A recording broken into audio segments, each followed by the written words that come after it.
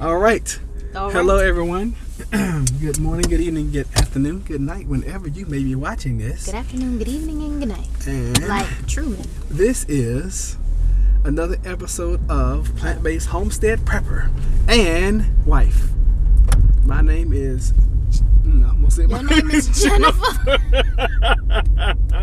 I told y'all last time I was Jennifer, he was Roderick, just in case he got confused. My name is Roderick. Yes, that's it.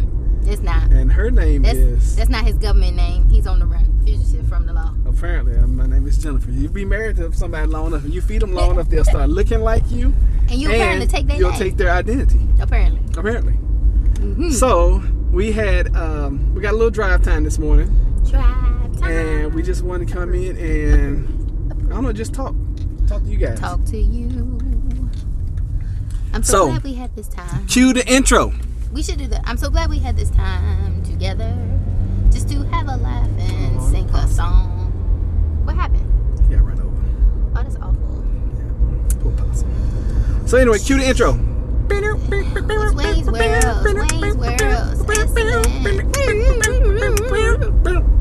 All right. Okay. Hope y'all like the intro.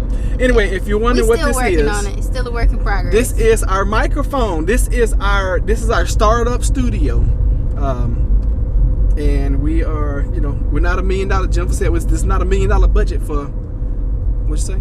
I said it's not $1 million industry yet. We don't have $1 million industry yet, but we're getting there. So with your help, we will get there. So this morning we need a topic. Let's talk about neighbors. Ooh, that's a good one. Neighbors. We can't talk too much about our neighbors because some of them follow us. Okay, we're not talking about our neighbors. I said neighbors in general. Unprepared neighbors who live next door to you. Or neighbors who don't believe in any kind of preparation, who live down the street. Or the raggedy neighbors who keep you up at night, who you might end up shooting in the face, that live across the street. Neighbors in general. That's all good topics. All right, so let's talk about neighbors. So, what is your perspective on helping your neighbors during the apocalypse, during SHTF? Stuff hits the fan. TEOTWAKI, the end of the world as we know it. It's the end of the world as we know it. But it ain't the end of the world, but it's only the end of the song. Spin a gas, spin a trip. Been a hell of a trip, but it ain't the end of the world. Oh yeah. Now that is a reference, if you've ever watched the movie 2012. That is a reference to 2012, which is a great movie to watch, especially if you're a prepper. A lot of it's unbelievable.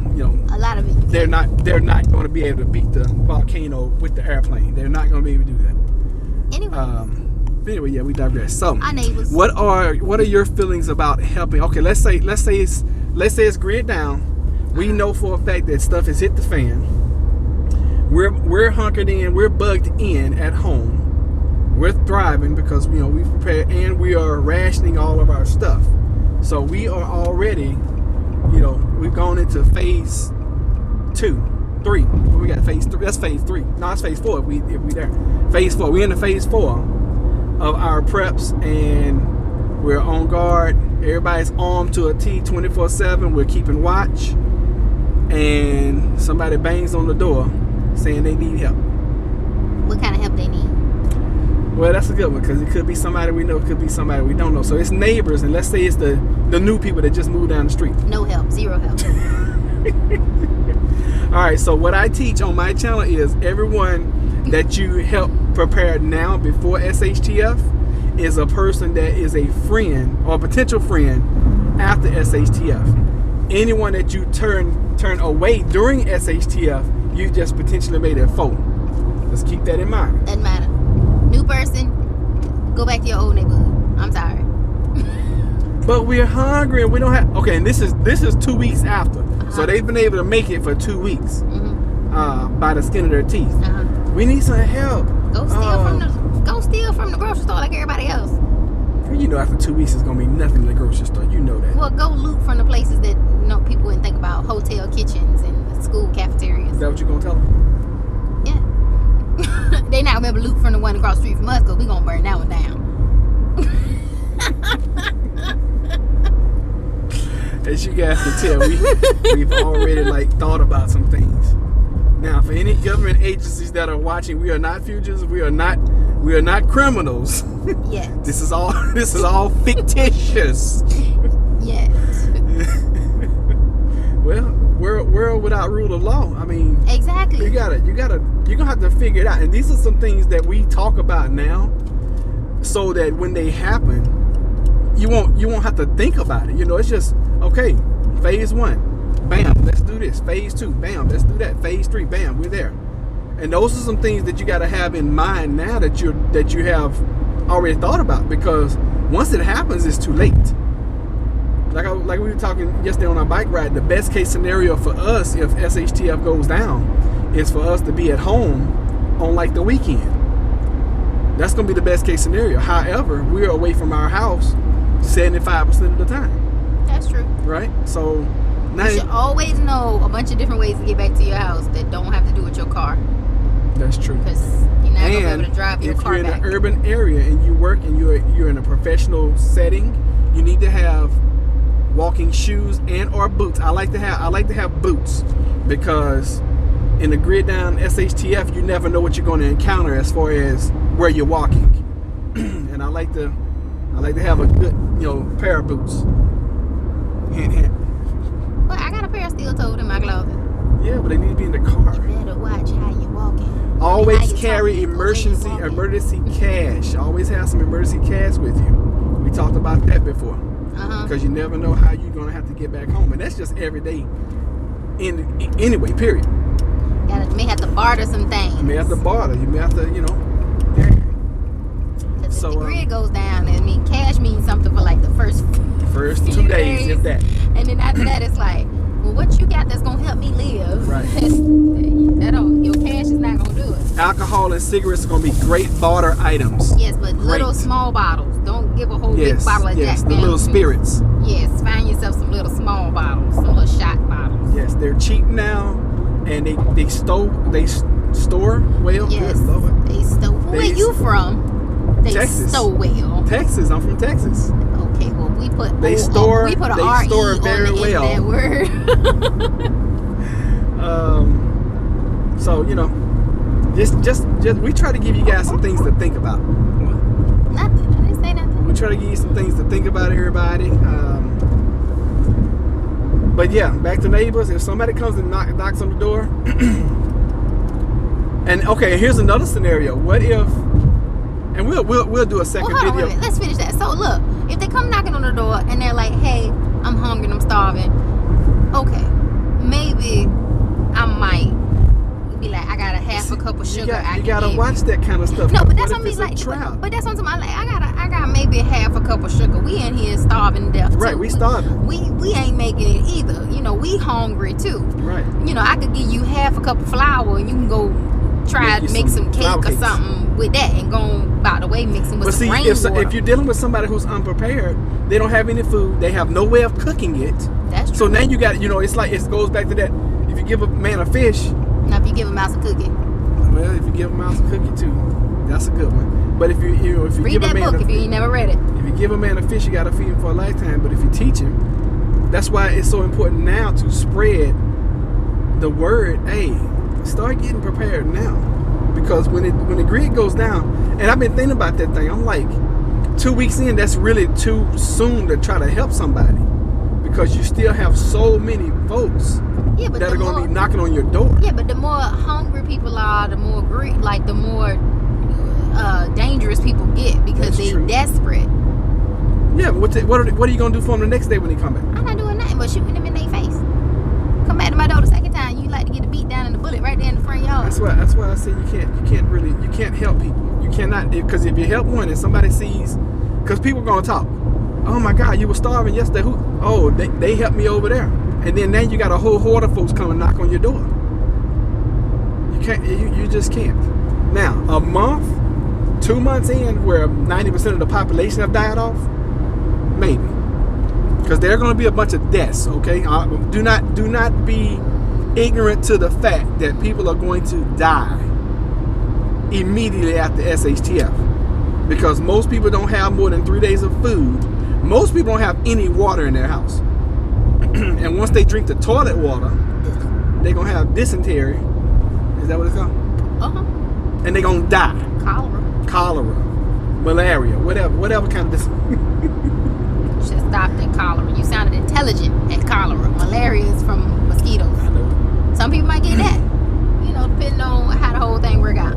Yeah, and you got to understand there's going to be no sanitation. So even if people make it 2 or 3 weeks, so much trouble. Even if people make it 2 or 3 weeks in the cities are going to be trash.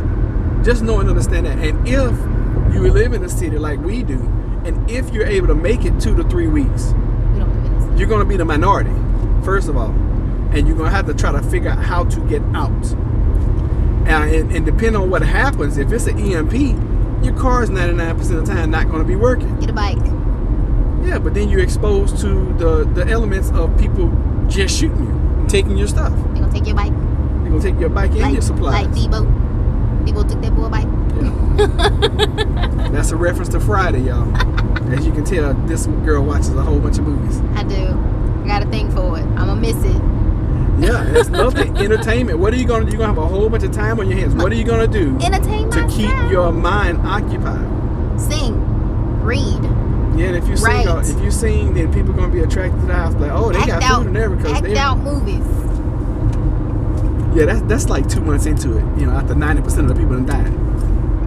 What in the devil you supposed to do in the meantime? You got play cash flow. I'm gonna tell you this. Play cards. This is my opinion. I really believe that if you can make it the first 3 weeks in the city, this is in the city. We live in if you can make it the first 3 weeks, I think you're gonna have a fighting chance because, and I keep saying 90%. I think half the people like me, because you gotta understand, the elderly and the sick. Somebody asked me earlier. It's like, well, what about the elderly and the sick and the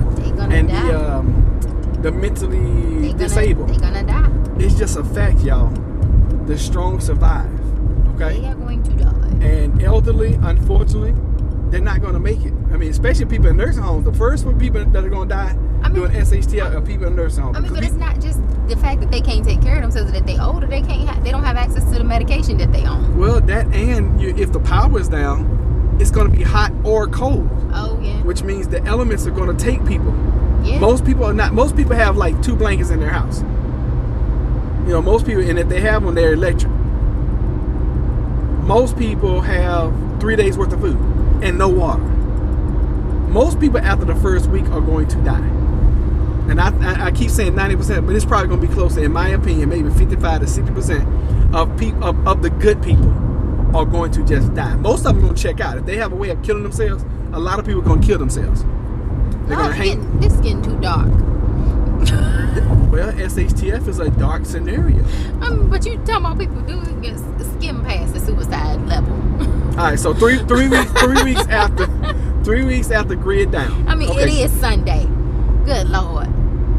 I don't never tell people what date and time it is. Why? Okay? Because they not watching this on Sunday. They watching this on Tuesday at midnight when they ain't got nothing else to watch. Well, it is Wednesday. Thank you. And hopefully you guys can hear us okay. We got this little makeshift studio going on. And you know what? This is like this all the time. We're always back and forth. But you know, I'm more and I know I sound like I'm pessimistic, but I'm the more optimistic person of the two. He is the more optimistic, whereas I'm the more realistic. I can't call it pessimistic because there's no cynicism involved here, just realism. Yeah, it is. I mean, and I'm trying to be as real as possible because people gonna die. Okay, and you're gonna have to get used to death and the stench. So 3 weeks after the fact, if you can hold up that much time, that long, then you're gonna have to start trying to figure out how you're gonna get out, and you're gonna go out and start looking for resupplyment. I guess that's the right. Is that the right word? Resupplies, more supplies. So when you kick in a door, when you go through your protocol, you knock and you don't get an answer. Now you got to figure out if somebody's in that house or apartment or whatever. and just hold up and waiting on you to come in so they can blast you. Because they might be a prepper too. They might be. It's very possible. You should try to identify the preppers. BBB. BBB. BBB. Beans. BB Bandaids. Bullets. BB King, the king of blue. What? We're going to edit that out the video. God rest his soul. Rest in peace, BB King. Strike that. Reverse it. Okay, great. Now it's been edited. All right, so as y'all can tell, we edit on the fly. This is foolishness. Okay. So anyway, in the event that your neighbors come to you asking for stuff. God, we have talked about like 8,000 subjects. In the event your neighbors come to you and ask you for something, it's going to be a personal decision. Use your discretion. If they've been your neighbor for 20 years and you know that John and Maria don't have nothing and you want to see them live 3 more days, give them a cup of sugar, send them on their way. If Bob and Jane just moved into the neighborhood, you don't know them from Adam, you could care less about them and they dog, send them away, call it a day. It's up to you. It's definitely your discretion when it comes to situations like those. I got my feelings, Roger's got his feelings. And my feelings have changed. I think at the end of the day, people probably just shouldn't knock. They're liable to get shot just for knocking. One person had a really good idea when I did one of my previous videos. They said, well, they live in a rural area, by the way. I don't think it's going to work in the city, but he keeps saying we live in the city. I want to clarify. We live in the city of. Have you told me where you live? No, they don't even know where I live. We live in the suburb. Okay, we don't live in the city. If you got a neighbor that you can walk 20 steps to and touch their house, you live in the city, okay? But we'll just say the suburbs to make Roderick happy. Thank you. I appreciate that. Dang, you made me forget my point I was just about to make. I don't know what you was going with. One lady called. She said She said she's going to put up signs that says quarantine, which is awesome. That's an awesome idea. Instead of keep out, no trespassing. If you put up quarantine signs, that means you're going to die of like cholera if you go up in there. But but when does that only works if the reason for the chaos is some kind of weird rampant disease. This biological. Because otherwise they're gonna be like, quarantine from what? Like what are you in there that you got that I can't get? Like this, I ain't got time for that. I'm hungry. I'm gonna take your sign down and keep on getting up. And then you got to figure out what kind of perimeter security are you gonna put up?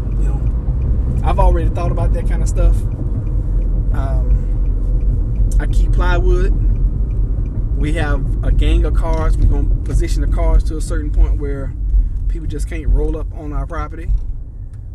We have a nice fenced-in backyard where I'm going to put several 2x4s. If you want to climb the fence, okay, well, you're going to get this 2x4 with this 3-inch screw and nail up in your foot. So, it just is what it is. You got to use your resources. So while things are cheap now, get you 2 or 3 boxes of 3-inch screws, and that's another way. Nails at that point in time, because you're not going to be able to use drills.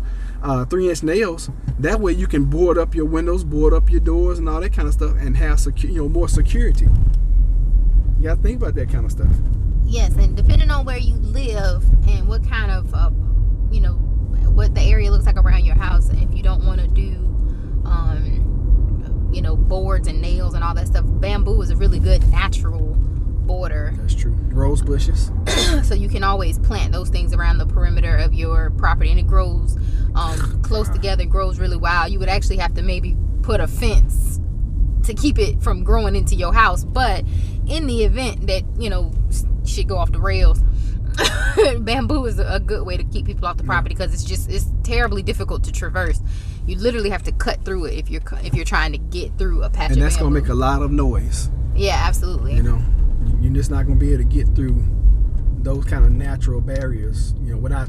And it's gonna be quiet. Remember, it's gonna be quiet because no traffic. Now in the city areas, you got so much traffic going on. Sorry, I didn't mean to hit the mic. I was waving to somebody.